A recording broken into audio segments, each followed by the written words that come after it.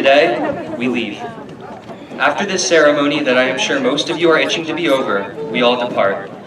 Some of us go east, some south, some north, some west, some far, and some close.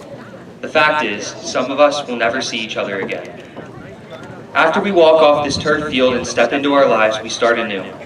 Some people look at it as a good thing because they either didn't like what they did in the past or didn't like who they spent it with. Some people are scared of it because they have liked the time they had or the things they have done. But in the end, does it really matter? This entire experience, a 13-year journey filled with memories, laughs, and lessons, is a part of us, but does not define us.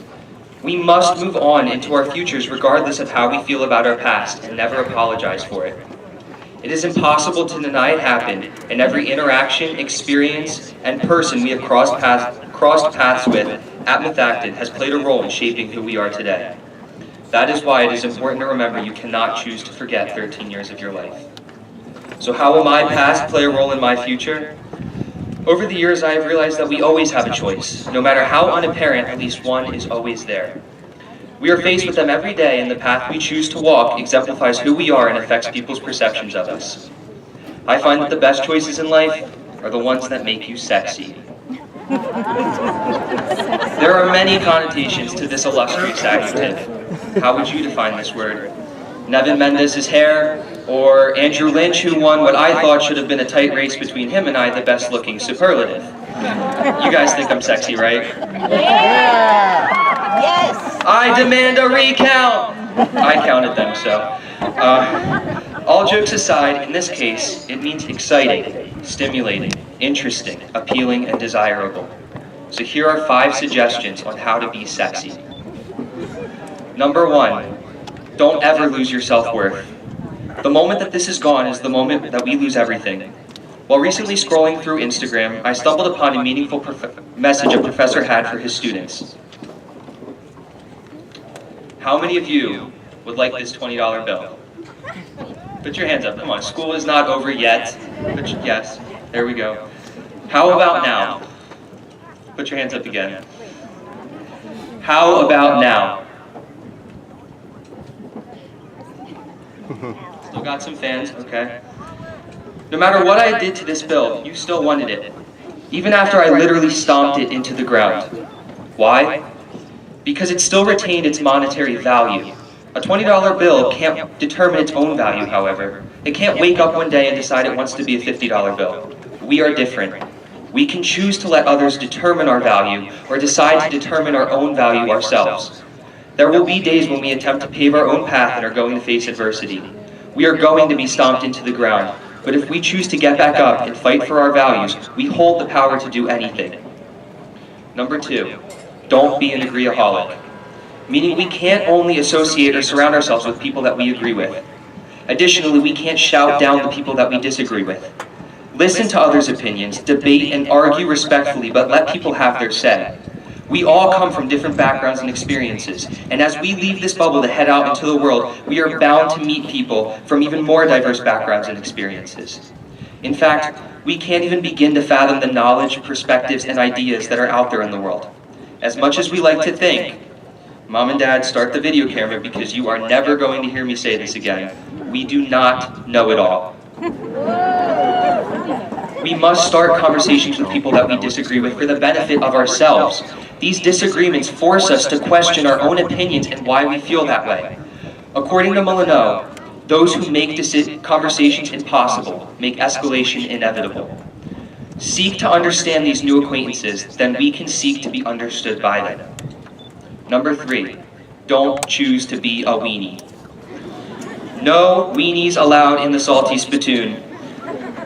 Many of you have heard me say this before, mostly as a two-syllable word that ends in head and didn't seem appropriate for this occasion, but a weenie, according to the Blunt Moms blog, is defined as a person who thinks they are better than everyone and therefore can act however they want without considering the feelings of others.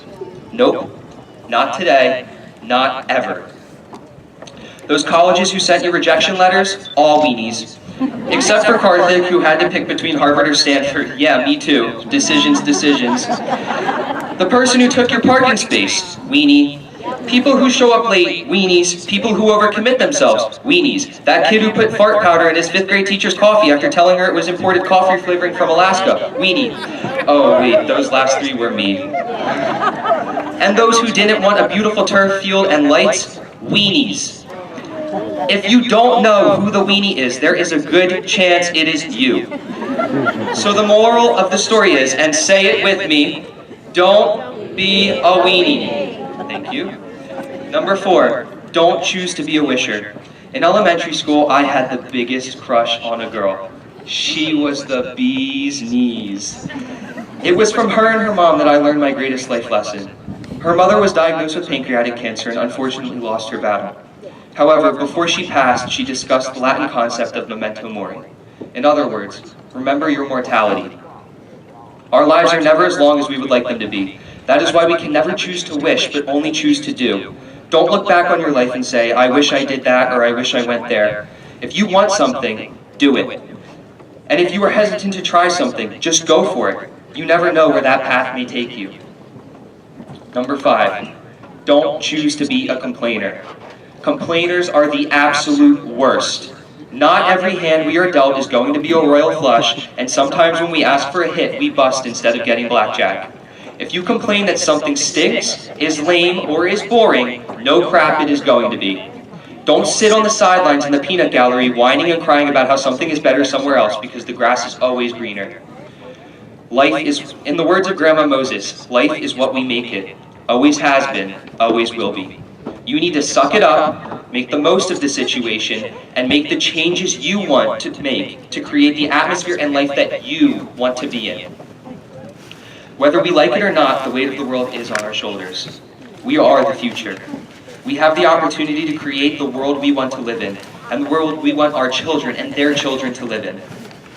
This doesn't happen by sitting around waiting for everything to change naturally. No progress, no dream has ever been attained in this manner, by wishing instead of doing. It starts with us. We have a duty to be ourselves, be who we are today. I look out into this audience and I see painters, scholars, athletes, business persons, doctors, politicians, mechanics, actors, singers, military officials, and so much more. People don't tell you who you are. You tell them. Our class has already been trailblazers. We were the first 5th grade class at Skyview, we survived the first year of Power School, and we were the first class to have access to Chromebooks to further our educational opportunities. Methacton has already prepared us for the real world in this way. We are one to be remembered here at Methacton. Strong, persevering, bold, unique, and unapologetic, we are the class of 2018. I wish you the best of luck with the inevitably successful futures each and every one of you has and should believe in. Today, we leave. But rather than turn our backs and walk away from our pasts, we should still embrace, remember, and utilize them to make choices that allow us to become sexier people. So, stay sexy, class of 2018. You'll be in my heart. Yes, you'll be in my heart. From this day on, now and forevermore. No matter what they say, always. This isn't goodbye, but a see you later. Thank you.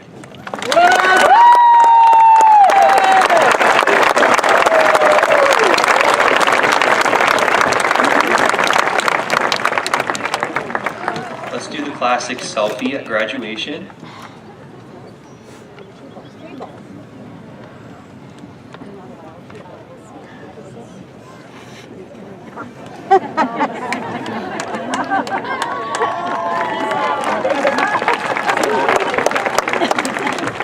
And now, please join me in the turning of the tassel.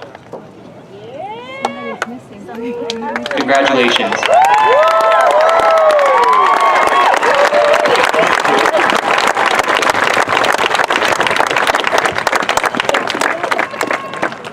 Get your picture taken. Thank you, Justin. And now, ladies and gentlemen, please stand and join